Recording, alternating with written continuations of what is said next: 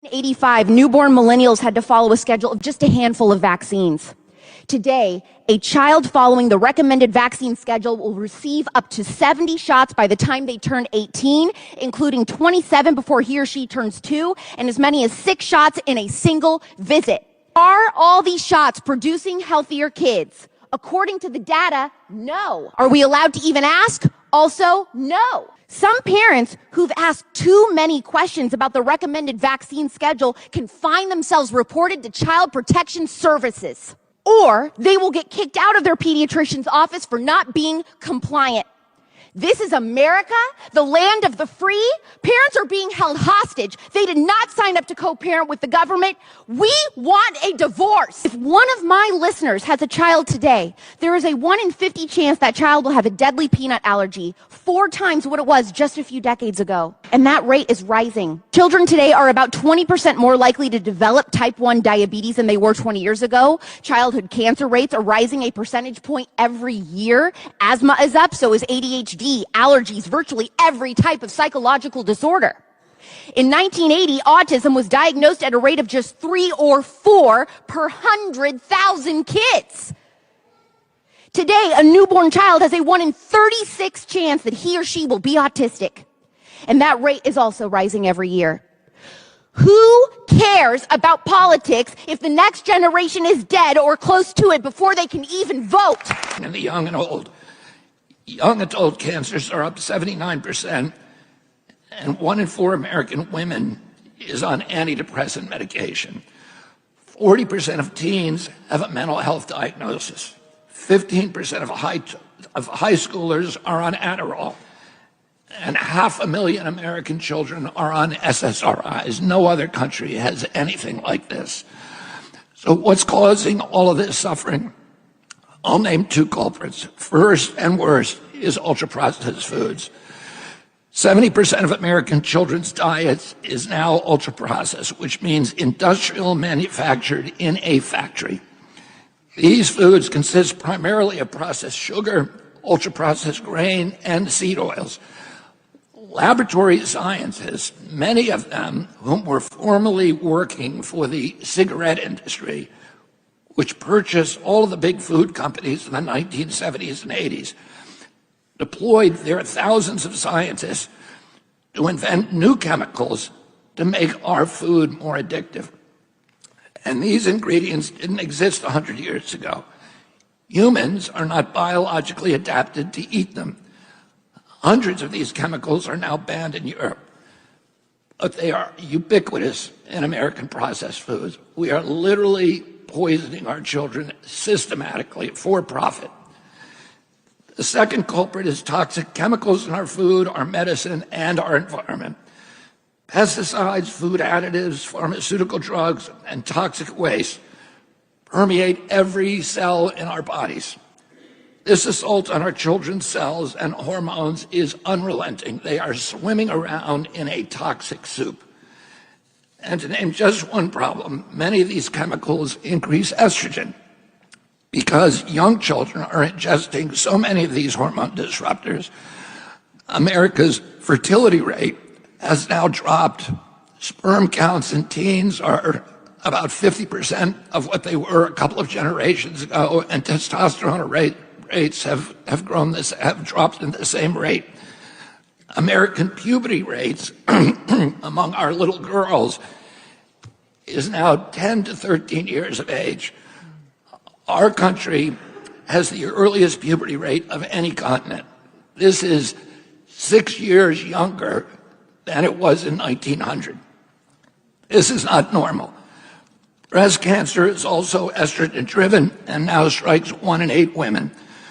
We are mass poisoning all of our children and all of our adults. Industry lobbyists have made sure that most of the food stamp lunch program, about 70% of foods, that most of the school lunch program, and about 70% of food stamps are processed foods. We give 8 times as much subsidies to tobacco in this country than we do to fruits and vegetables. It makes no sense if we want a healthy country. The good news is that we can change all this, and we can change it very, very, very quickly. And it starts with taking a sledgehammer to corruption, to the conflicts in our regulatory agency and in this building. These conflicts have transformed our regulatory agencies into predators against the American people, and particularly our children. 80% of NIH grants go to people who have conflicts of interest. And these scientists are allowed to collect royalties of $150,000 a year on the products that they develop at NIH and then farm out to the pharmaceutical industry. The FDA, the USDA, and the CDC are all controlled by giant for-profit corporations. Their function is no longer to improve and protect the health of Americans. Their function is to advance the mercantile and commercial interests of the pharmaceutical industry that has transformed them, and the food industry that has transformed them into sock puppets of the industry they're supposed to regulate. 75% of FDA funding does not come from taxpayers. It comes from pharma. And pharma executives and consultants and lobbyists cycle in and out of these agencies. Money from the healthcare industry has compromised our regulatory agencies and to this body as well. The reality is that many congressional healthcare staffers are worried about impressing their future bosses at pharmaceutical companies rather than doing the right thing for American children. Today, over 100 members of Congress support a bill to fund Ozempic with Medicare at $1,500 a month. Most of these members have taken money from the manufacturer of that product, a European company called Novo Nordisk. As everyone knows, once a drug is approved for Medicare, it goes to Medicaid.